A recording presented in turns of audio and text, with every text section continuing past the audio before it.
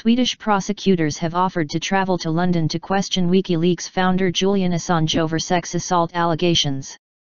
Prosecutors had previously insisted on questioning Mr Assange in Sweden, after seeking his arrest in 2010.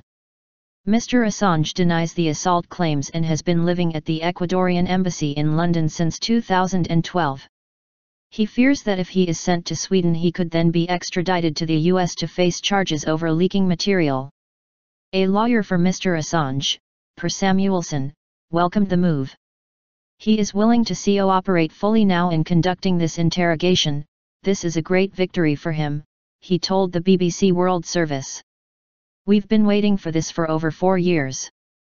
The lead Swedish prosecutor explained the change of strategy by saying some potential charges against Mr Assange would expire under the statute of limitations in August.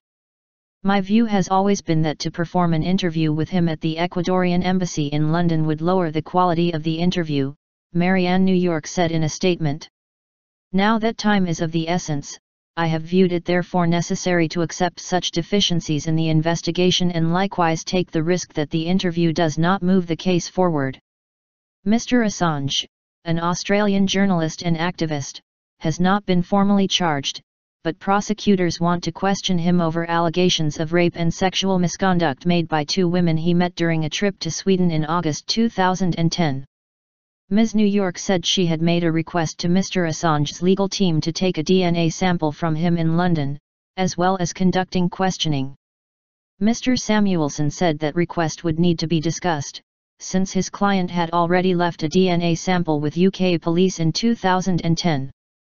Ecuador offered Mr Assange asylum in August 2012, shortly after he sought refuge at the country's embassy in London. In November, a Swedish appeals court upheld the warrant for his arrest, but criticized prosecutors for not making enough effort to explore alternative avenues for interrogating Mr Assange.